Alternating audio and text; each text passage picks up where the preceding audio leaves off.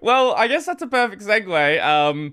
Why are you on Linux firstly, and Oh how did you God. make your way to Arch? Okay, this is gonna be a long one that I'll probably talk about again on Friday. So my history with Linux was, I've always been like a Windows user since I was like super duper young or whatever. I think I grew up with like a Windows XP system when I was like 3 or something. But I remember the first time I ever saw Linux was probably around like 2006, 2007. So like Okay. around a few years after Ubuntu came out. I saw some kid in our little computer lab being like, "Hey, check this out." Loads Ubuntu onto a computer. And I was like, "What is this? This is not a Windows." So we got to test that out a little bit. It was really fun. It was using like GNOME 2, I think. I looked at some like the legacy versions of Ubuntu. It was a version of Ubuntu, probably like 6.04 or something. So I didn't really hear about Ubuntu after that. But like years and years later, when I was in high school, or one of my first high schools, because I kind of shifted around a little bit, um, one of my computer teachers was really into Linux as well. So I got to try stuff like Ubuntu, Xubuntu, stuff like that. And I actually daily drove Xubuntu for like a year or two on like my shitty laptop. And I just kind of fell off of that because like there wasn't game support. It was also a shitty laptop, so there wasn't game anyway. If I wanted to play anything, it kind of sucked. I just kind of stuck to Windows for a bit.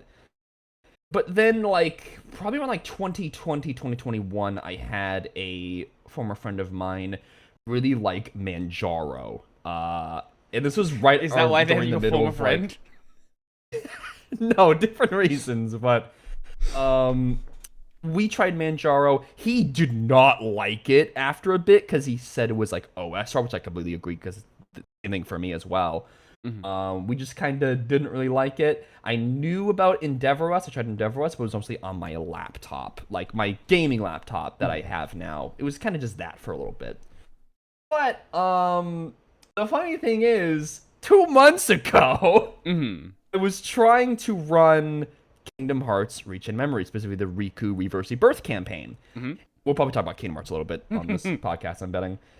But I really wanted to run it because I had a stream that day. And oh no, I had a stream like in a few days. I think it was just like on my off day. It could not run. Mhm. And I was like, I tried every fix. I tried verifying the integrity of the files. I tried reinstalling the game. I tried everything. Mhm. I had two options. One, I could upgrade to Windows 11 and just live with Upgrade. regret for the rest of my life. Two, I took an Arch USB stick, I put it into my PC, I installed Arch. And it Mhm. worked. It worked perfectly.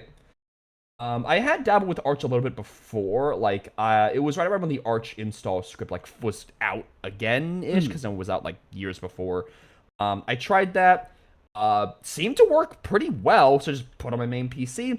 Had a bit of issues here and there, but I fixed them and everything, and I'm rock solid on Arch. Like, it's a really good system. Like, I could have just did what Kylo did and just used like, Mint or Pop OS or whatever, but I am someone that doesn't want to just VTube and just game or do whatever on like the bare minimum like distros stuff is just all set up. Mhm. I'm someone that is very much into like rolling releases, getting the most out of my tech, and the latest updates and everything. And Arch was just that. It's the rolling release distro. So like, I like it. It's good. I have issues here and there, yeah, but like, I think I'm technical enough to where I can just solve them. Except the ButterFS issue. I installed Arch with ButterFS, and I Okay. still can't get that working. What do you mean you can't get it So working? I think it was something in the Arch install script where, like, I think I disabled some feature or something. I'm not sure.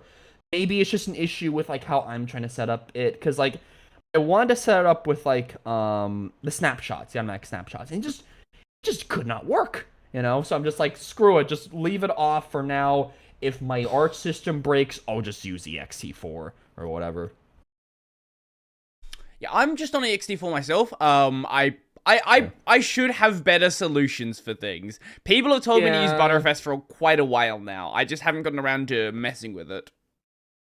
Also, Bcache.fs, but that's probably going to be removed from the kernel any day now. I don't know. There's like, with something that's already been mainlined, it's really difficult to remove it if it has users. What's honestly more likely, from what I've been hearing from other kernel developers, is it's gonna sit there, and then they're just not going to accept patches from the developer, and kind of like let it sort of fade out, and then after like a couple of years, then pull it. Because, you know, there are users right now who are using it in production when they shouldn't, because very experimental file system, because it's in the mainline kernel. So pulling it would be like, you know, don't break user space sort of situation where I understand why it would be a difficult choice to get rid of it. I honestly think it should stay around just because it's fun and how just stupid the conversations are. But I can understand why there is definitely a desire to do something about it, because the developer is just... Yeah. He's hard to work with. I've seen that. It's not just in the kernel as well. Even in the project itself, he is hard to work with. Like in like the Bcache.fs project, there are people who just try to submit patches and kind of just don't want to deal with him. So, yeah. Yeah, that's how you convert people to ButterFS devs. Yeah. Well, we live in this world where there's not just one file system. Like, there are all these other file systems that exist. Like, why?